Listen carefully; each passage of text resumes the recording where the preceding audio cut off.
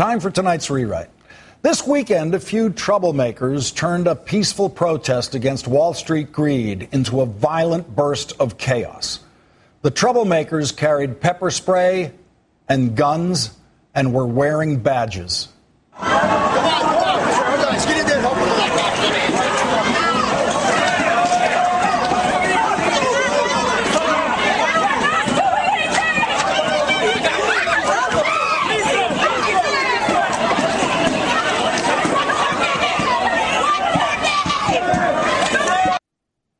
We're not doing anything. You heard the woman say that as the police were grabbing people for absolutely no reason, crushing them on the pavement and arresting them. We're not doing anything.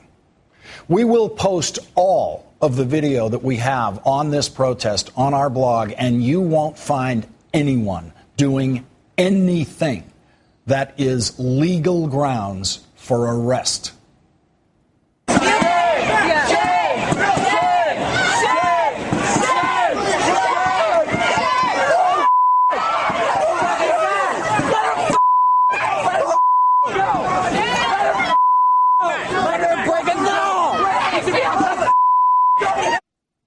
Let's take another look at that unprovoked police brutality. The reason that man is being assaulted by the police is because of what he has in his hand. He's holding a professional-grade video camera. Since the Rodney King beating was caught on an amateur video camera, American police officers have known video cameras are their worst enemies. They will do anything they can to stop you from legally videotaping how they handle their responsibility to serve and protect you. So this police commander has decided that the correct response to that man shooting video is to grab him and smash his head into a parked Volvo. The commanders are recognizable by their white shirts. The white shirts indicate a rank of lieutenant or above. Here's another courageous commander showing his men how to control the citizenry. His target for showing how tough he is was an unarmed woman who he had to reach across the police security line to grab.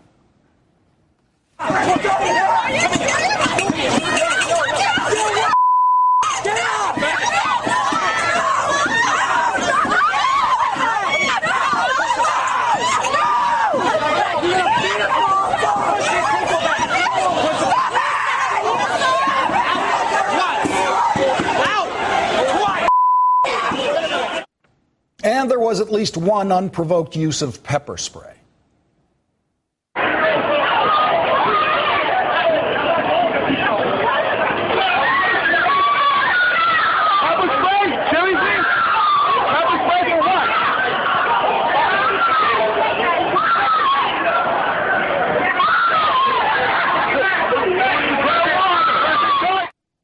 USLaw.com has posted a slow-motion version of the pepper spray incident, which, of course, shows there is no conceivable justification for the use of the pepper spray.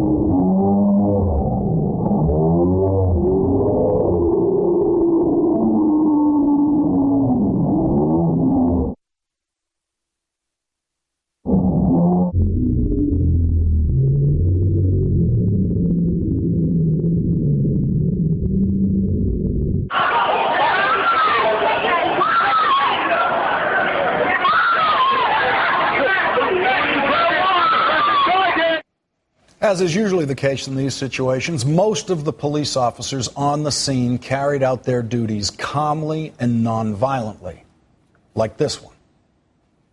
Guys, back please. Thank you. Man, back please, man. Thank you.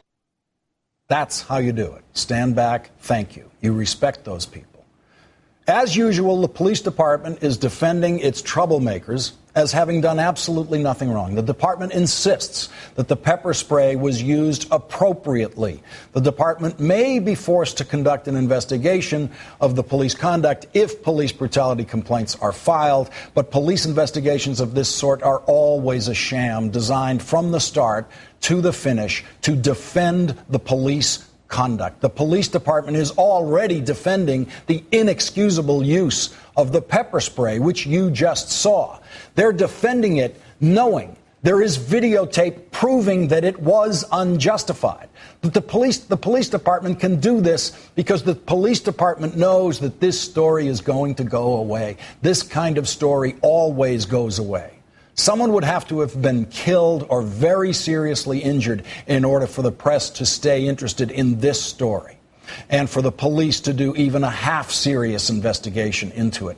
This is just a story of a few cops being tougher than they had to be, and yeah, technically breaking some laws. And cops know they can always get away with that. American police know that no mayor and no police chief is ever going to call them on just being what they think of as a little too tough. Now, I haven't bothered to mention where this took place or what police department was involved because this is an American police work that we're watching. It's an American police work story. And in fact, it involved one of the best police departments in America. Every day in America, police are too tough. Every day in America, police cross the line and abuse citizens. Every day in America, police get away with that. White America was shocked at what they saw police doing to Rodney King.